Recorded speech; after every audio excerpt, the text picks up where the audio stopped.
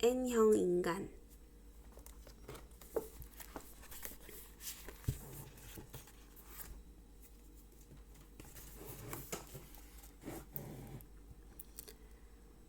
인성혁명, 신념과 의지, 그리고 실행. N형 인간이 되기 위해 해야 할 일은 많다. 좋은 인성은 한두 가지 요소로 결정되는 게 아니기 때문이다. 그러나 지금까지 다룬 것을 잘 수용하여 스스로 훈련한다면 직장 생활은 물론 세상살이를 보다 더 의미 있게 할 수 있다고 본다. 이제 마지막 단계에서 강조할 것은 어떻게 인성혁명을 이룰 것인가 하는 것이다. 실행의 문제가 남았다는 말이다. 강조하지만 인성은 타고난 본성이나 성격의 문제가 아니다. 그것은 신념과 의지의 문제다. 사람이 된됨이란 결국은 품성의 영역이 아니라 태도와 실천의 영역이라고 생각한다. 이것이 심리나 성격을 연구하는 학자와 자기계발을 연구하는 사람의 시각 차이요, 논리적 차이다.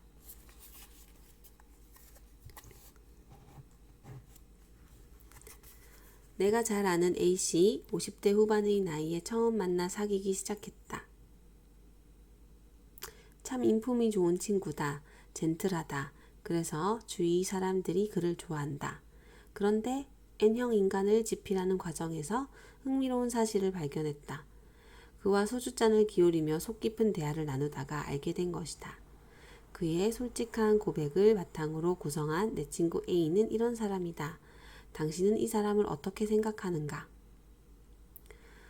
생각할수록 나는 인간성이 안 좋은 것 같다. 성질이 개떡 같다. 나는 남이 잘 되는 꼴을 못 본다. 친구가 잘 됐을 때 축하한다고 말은 하지만 속으로는 배가 몹시 아프다.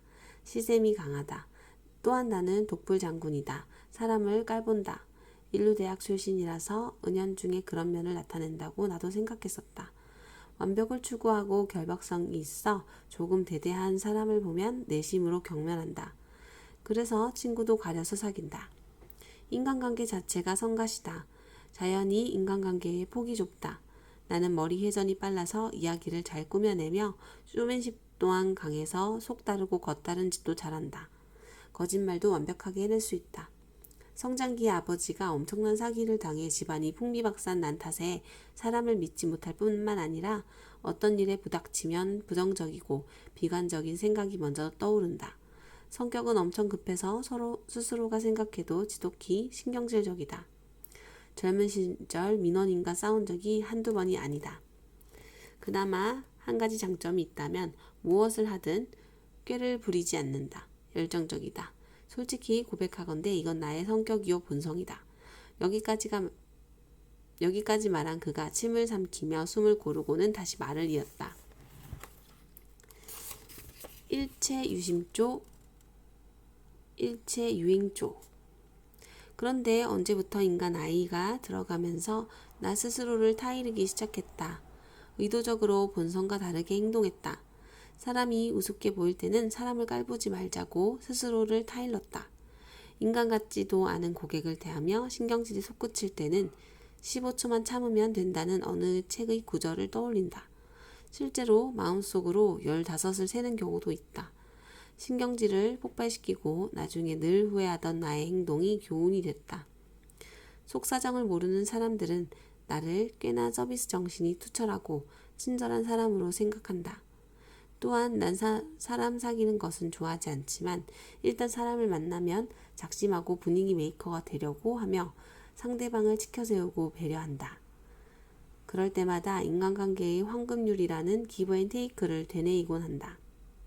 대화 중에 이야기를 슬쩍 각색하려 하거나 과장되게 말하려는 나의 습성이 발동될 듯 하면 얼른 스스로를 타이른다.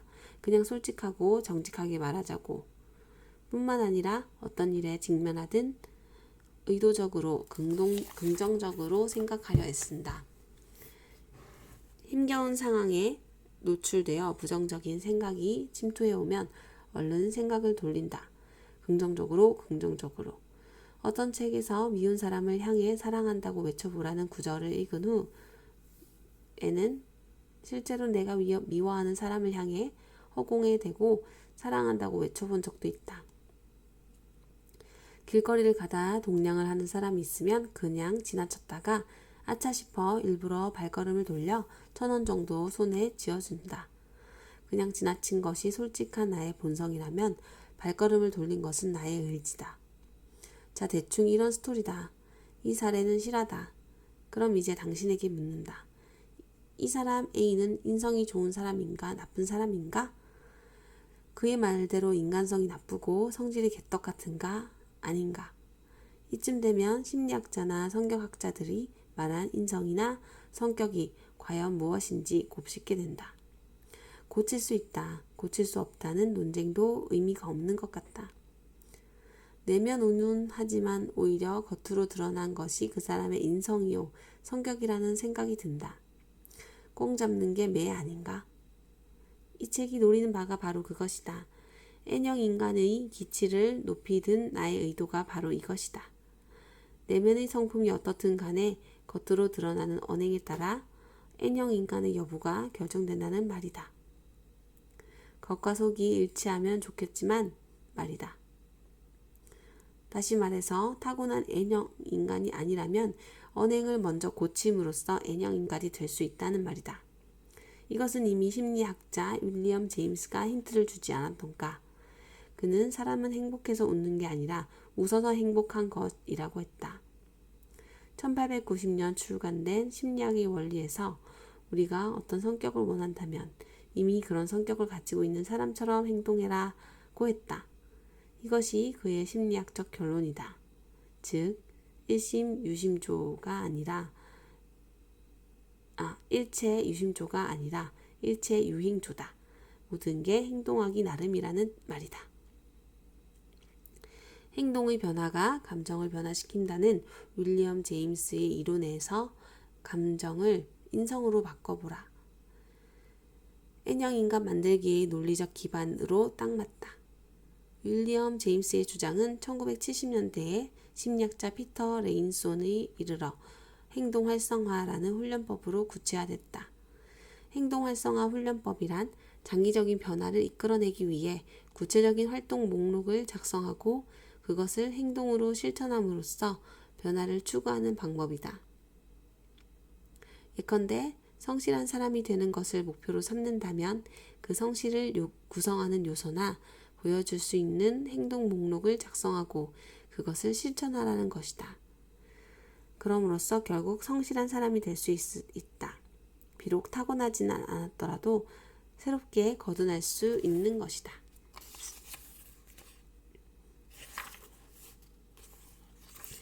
리더십 전문가 존 맥스웰 역시 인성의 중요성을 특히 강조한 사람이다. 그는 성공보다 성품에 더 신경을 쓰라며 좋은 성품을 기르지 않으면 인생의 어떤 영역에서도 성공할 수 없다고 했다. 성품이 좋지 않다면 모래 위에 집을 짓는 것과 같다고 했다. 그는 사람의 성장 수준은 좋은 성품을 얼마나 갖추었느냐에 달렸다면서 좋은 성품을 기르기 위해 수십 년간 노력했다. 그가 실천한 성품 사다리의 발판은 첫째, 외면보다 내면을 갈고 닦는 것. 둘째, 황금률을 따라 먼저 베푸는 것. 셋째는 열정이며 넷째는 겸손이다. 그리고 성품 사다리의 마지막 발판인 다섯째가 중요하다. 실행에 관한 것이다. 즉 죽는 날까지 계속해서 성품을 갈고 닦으며 최대한 고결하게 살려고 노력하는 것이다. 존 맥스웰이 실천한 것을 다시 살펴보자.